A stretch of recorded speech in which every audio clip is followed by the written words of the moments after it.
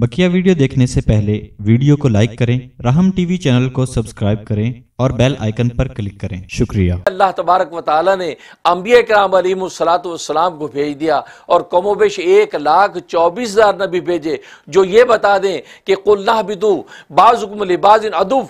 इसके तकाजे में किबर और हसद, ये दो मर्ज ऐसे हैं जो तुम्हारे अंदर ये सर नहीं उठाने चाहिए। अगर ये सर उठाएंगे तो ना तुम ईमान के अहल रहोगे, ना अमाल सालिह तुमसे सादिर होंगे, ना हुकूकुल्लाह तुम अदा कर सकोगे, ना हुकूकुल इबाद तुम अदा कर सकोगे। लिहाजा तुम एक अल्लाह के होके रहो।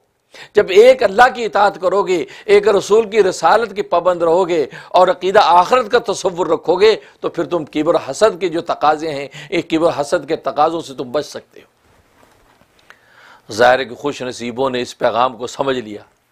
ये तकब्बुर हमें ईमान हासिल नहीं करने देगा, क्योंकि ईमान के अंदर तवाज़ु इनकिसारी चाहिए। ईमान मानने का नाम है। किसी को मानना इसका मतलब किसी को बड़ा आपने समझ लिया, अपने आप को छोटा समझ लिया तो तकब्बुर की गर्दन कटेगी। तकब्बुर टूटेगा तभी तो ईमान के लिए अल्लाह को बड़ा समझेगा, पैगम्बर को पैगम्बर समझेगा, कुरान को अल्लाह की किताब समझेगा, आखिरत का अकीदा रखेगा। तो नतीजा ये कि उसका तकब्बुर टूटेगा तो ईमान की मंजिलें उसके लिए खुलेंगी।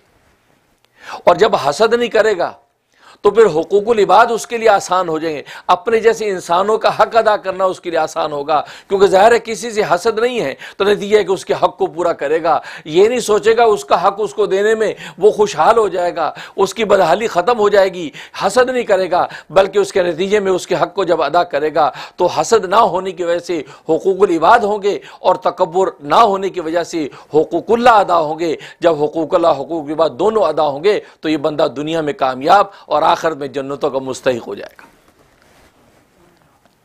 ज़ाहिर है कि दुनिया में खुश नसीबों ने इस पैगाम को समझा और पैगम्बरों की इस ऐलान की जो ताबेदारी की, तो दुनिया के अंदर अल्लाह तबारक व तआला ने उनको फाइज़ीन करार दे दिया कि ये कामयाब हैं और आखिरत में जन्नतें इनकी मुंतज़िर हैं।